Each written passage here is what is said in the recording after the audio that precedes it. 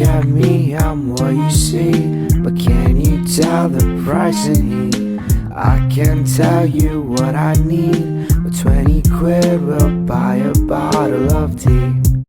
I learned. I was doing sales for them as well. Yeah. I would reach out to Diesel.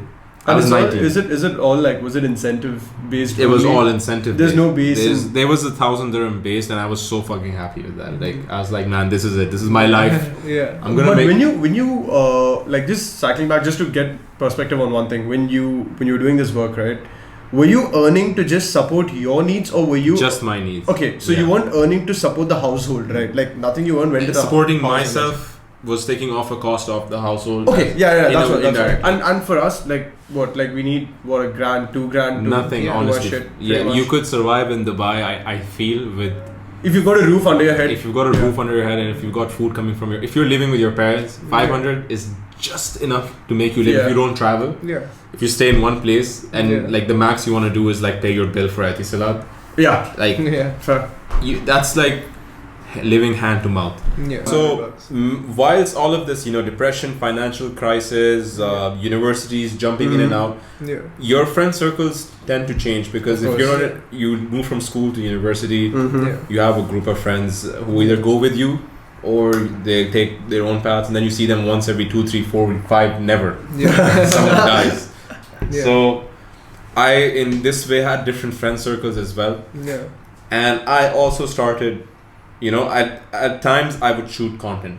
Yeah. When I say shoot content, I mean like Snapchat.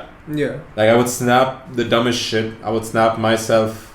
I would snap a chicken on the road that I saw somewhere with Like music. in the- KFC is fucking walking. Yes, very, very lame, Yeah. dumb shit. And I would get like 1 or 2 people to reply on it, Yeah. right?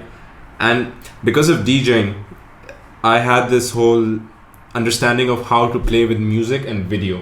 Yeah. Okay, yeah. So I knew that how music works and what sounds good. I had a Yeah. good understanding of... Sorry, he just kicked me. That's Yeah, I was trying to put my hand. Fucking I was like putting- footsie with me. I was putting my leg over my knee and I nearly slid my foot inside the I don't know what shorts. you guys have under the table, but... Fuck it. Behind the scenes. under the So table. yeah, dude, because like music has like a fucking Yeah. good, like a lot of people, I think that's such a key difference between okayish content creator and a great content creator. Just picking the music and Yeah. aligning it with the video in the right Yeah. moments is It's Like, it's key because eyes are not enough to keep people interested. They're listening very carefully. Out of curiosity, like what part of like in the DJ process like you learned that you applied to the content? So I would say it is, so you know how virtual DJ shows you these waveforms? yeah. Eventually, if you have a playlist of 1,000 songs, you're going to get familiar with these songs Yeah, and the their waveforms. BPM and Yeah. their waveforms to the point that you don't even need to listen to the song before. Yeah. You already know what's going to happen where. Yeah.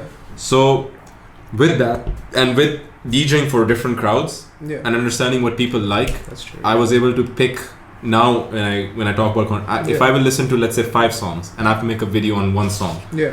I know exactly what song is going to work Yeah. and I know what part of the song I need to use. Yeah. That's Maybe right. I need to That's clip right. out a song Yeah. from the...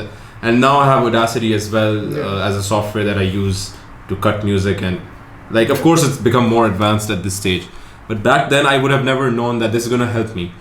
It's reached a stage where once I was editing one of my videos and I literally, so I have Premiere open, Yeah. Audacity open and Virtual DJ open once Yeah. in one tab, just so that I can work something out with the soundtrack, because Virtual Yeah. DJ is purely for music. Yeah. And it has these effects, it has these options that you can play around with soundtracks.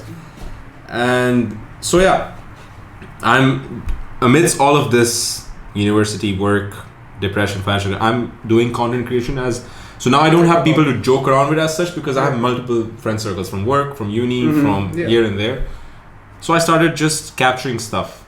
Yeah. If you go back in my gallery and if you see like this shit that I used to record and have in my phone, it's mainly just selfies of myself. Yeah. Skinny. I used to be really skinny, by the way, before. Like I was like a stick, like to the point that you would think I'm sick. Fuck. That's how thin I was. Yeah. And now I'm recording stuff and people are giving me shit for it, Yeah. which are my own friends. Yeah. And I jump onto Twitter. Okay. Yeah. Twitter is where the real shit started. Yeah. So Twitter I treated like a diary. Yeah. I've stopped using it as much in today's world, but Yeah. back in the days, now we're talking about like 2015, Yeah. And I started tweeting about everything. Like if I walked from room A to room B, guys, Fahad just walked from room A to room B. Yeah. I'm sitting with few people and something I hear. Yeah. I used to tweet this shit. Like I was like that bitch who tweets everything. Yeah. And I had like 5-6 friends from uni. Yeah. And 5-6 friends from here who used to follow me. And people like replying to shit, right? Yeah, it's fucking funny. Now, while I'm doing this, I'm working. Twitter built an audience for me. Yeah. 5 people, I would say.